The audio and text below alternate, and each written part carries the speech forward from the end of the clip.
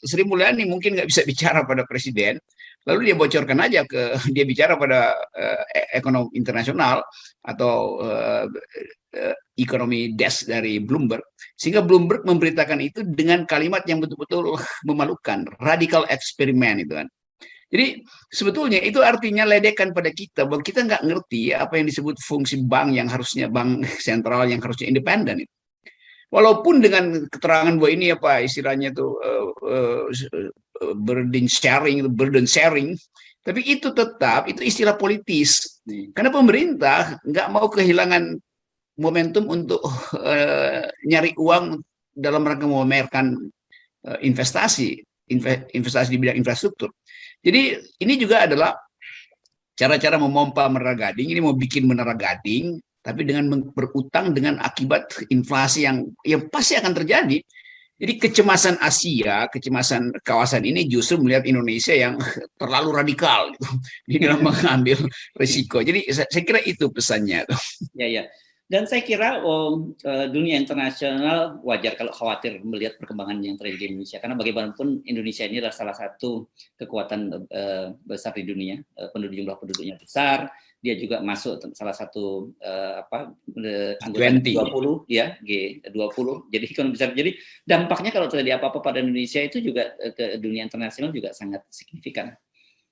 Ya, tapi pemerintah nggak peduli itu kan. Karena target pemerintah adalah mempertontonkan pada investor bahwa kita masih punya peluang untuk menerima proyek-proyek asing gitu. Dan itu sebetulnya membatalkan seluruh harapan kita bahwa dana yang dipakai itu betul-betul akan tiba di masyarakat. Kalau misalnya mau jujur, bilang aja mau berutang, kami mau cetak uang, tapi akan dipakai, dikasih ke rakyat tanpa pretensi apa-apa, dibagi aja uang jadi cetak oleh Bank Indonesia. Dan itu kan cuma mengatur suplainya berapa supaya demand-nya itu terpenuhi. Tetapi kalau itu dilakukan, pemerintah nggak mungkin pakai dana lagi untuk infrastruktur. Karena itu sebaliknya yang dilakukan, minjem, dan karena minjem di luar negeri itu pasti bunganya tinggi, karena kan pemberi pinjaman luar negeri tahu Indonesia butuh, maka dinaikkan bunganya kan. Atau udah melanggar aturan sehingga nggak bisa lagi minjem sebanyak-banyak itu. Ya, jalan keluarnya adalah nyetak duit kan, dengan alasan Bank Indonesia itu disuruh beli surat berharga negara, bukan dibeli di pasar, dipaksa dibeli. Dan itu artinya pemerintah menodong BI itu, cetak duit lu, gua perlu duit tuh, kita burden sharing. Padahal nggak ada istilah itu di dalam kemasukakalan pengaturan public policy.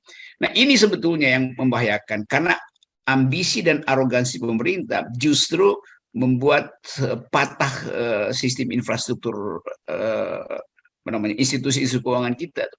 Tidak ada lagi istilah independensi Bank Indonesia. Dan ini tentu akibatnya panjang ke dalam sistem perbankan secara keseluruhan. Ya, dan ini jangan lupa ya, kalau yang menulis Bloomberg itu, apalagi ini ditulisnya analisis ya, itu kan ini sebuah media yang sangat diperhatikan oleh dunia internasional gitu. Artinya mereka pun juga mulai wait and see. Kalau katakanlah mereka tahu bahwa bunganya tinggi, tapi kan kemudian pertanyaan mendasar, bisa nggak bayar? Pada akhirnya kan begitu yang jadi serius. Jadi dua hal betul-betul terlihat. Pemerintah panik karena nggak mampu melanjutkan infrastruktur, maka dia pakai cara agar supaya proyek-proyek yang udah ditandatangani dengan oligarki itu nggak batal, sehingga harus dipakai cara radikal eksperimen semacam ini. Dan kalau eksperimen, mungkin eksperimen aja udah kacau, ini apalagi radikal eksperimen kan.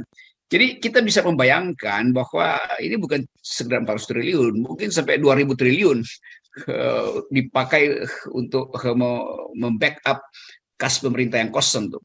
Sehingga sifat prudensial dari Bank Indonesia dan bank-bank yang dia bina itu hilang sama sekali. Akibatnya kepercayaan internasional juga hilang, bahwa Indonesia bisa menyulap dalam satu malam seolah-olah neracanya bagus, padahal itu kayak diperban sebetulnya dengan kebijakan yang radikal eksperimen tadi itu. Jadi secara fundamental kita berantakan, sambil kita melihat upaya konsolidasi politik dengan mengundang partai-partai, lalu upaya untuk meloloskan 3 periode. Jadi di depan mata kita itu bajingan-bajingan itu berkeliaran, bajingan-bajingan politik yang berupaya untuk menipu rakyat agar supaya pemerintah bisa diselamatkan menuju perpanjangan 3 tahun lagi. Kan idenya pasti Jokowi suka dengan ide itu, atau bahkan mungkin diam-diam dia sponsori perpanjangan 3 tahun agar supaya ada kesempatan untuk memamerkan ulang bahwa dia berhasil. Sebab kalau 2024 dievaluasi udah pasti gagal. Nah, keberhasilan itu mesti di-backup dengan proyek-proyek infrastruktur yang mercusuar. Nah, karena itu diperlukan uang. Nah, karena itu disuruh cetak oleh Bank Indonesia.